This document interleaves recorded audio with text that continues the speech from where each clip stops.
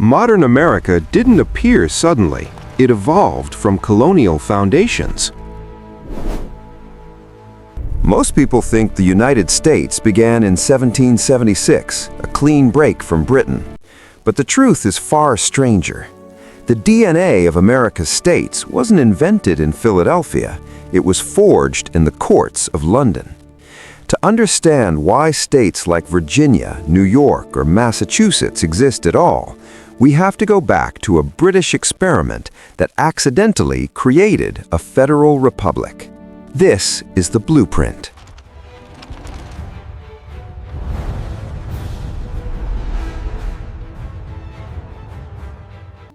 In the early 1600s, England was not trying to create a new nation across the Atlantic.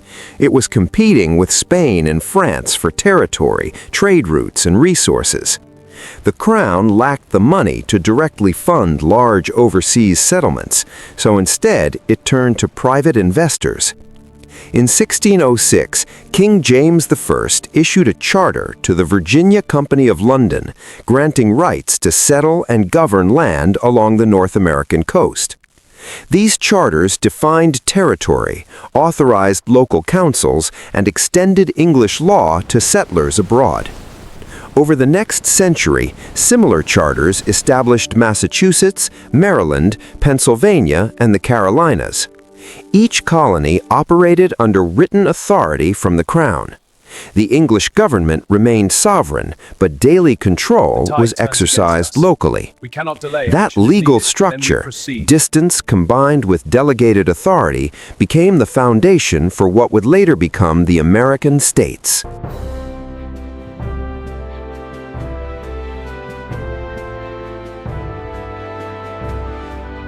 A royal charter was not symbolic. It was a legal instrument issued under the authority of the English crown. It defined who could settle, who could govern, and who could profit. In 1606, the Virginia Charter granted the Virginia Company the right to establish settlements between specific latitudes along the North American coast. The Crown retained sovereignty, but delegated administration.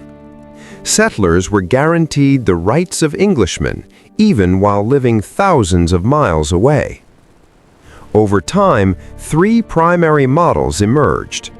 Charter colonies, like Massachusetts, operated under corporate control with significant local autonomy.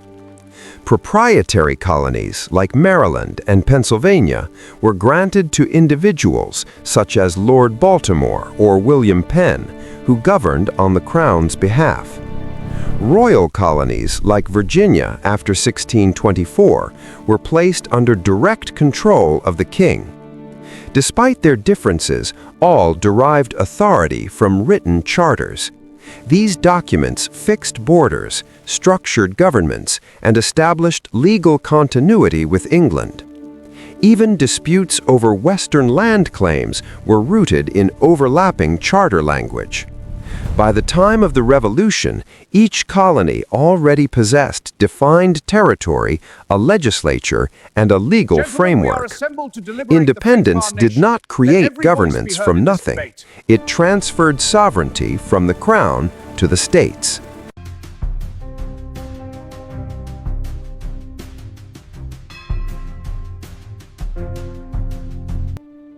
By the early 1600s, England had established multiple colonies along the Atlantic coast, but these settlements were not all founded for the same reason.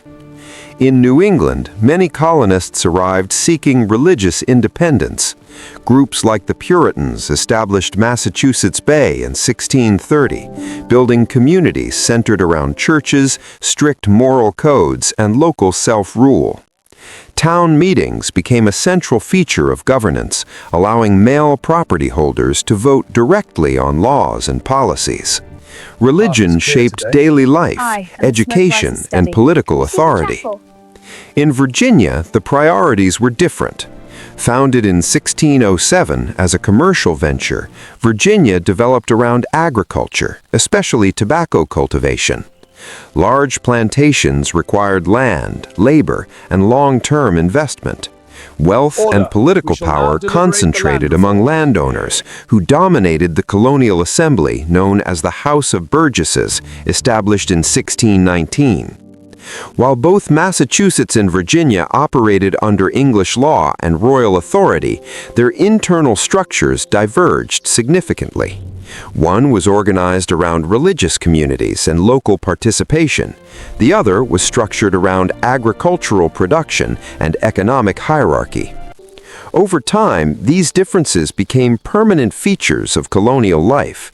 Distinct economies produced distinct political expectations. By the early 1700s, these colonies had functioning legislatures, courts, and taxation systems. They governed their internal affairs with limited direct intervention from England. What began as royal possessions had evolved into self-governing societies, and those societies would eventually see themselves not just as colonies, but as states. The boundaries of Yorkshire must be observed, sir.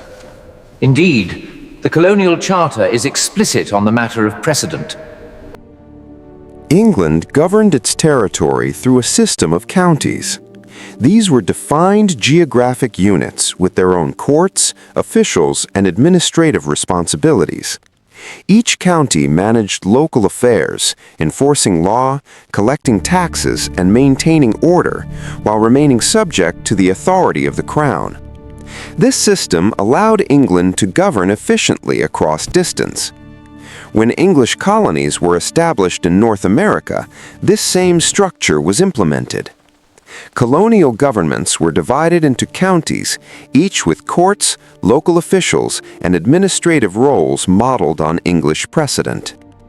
These counties became the foundation of colonial governance.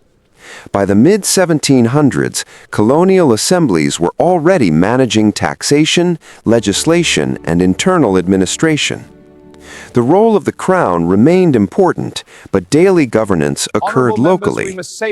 When independence was declared in 1776, these governing structures did not disappear.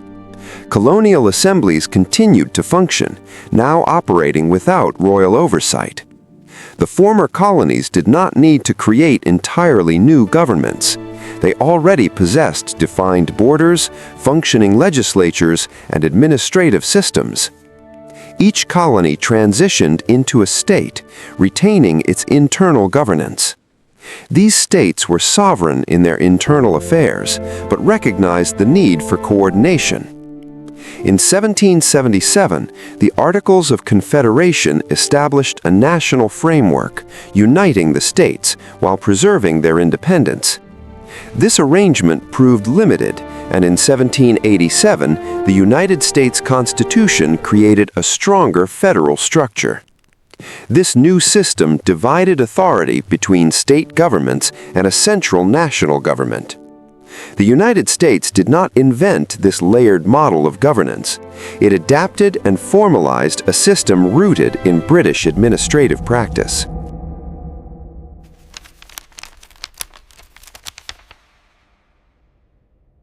The American states did not emerge from nothing.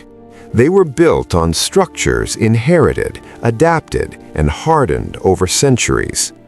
This is just the first stone in that foundation. In the next episode, we go deeper, across the Atlantic, to examine a document written in 1215. A document that placed limits on royal power, established the principle of lawful governance, and became the root of constitutional law throughout the English-speaking world. Its influence would cross oceans, shape colonies, and ultimately define the legal framework of the United States, the Magna Carta. Subscribe to join the archive, because history did not begin in 1776. It was inherited.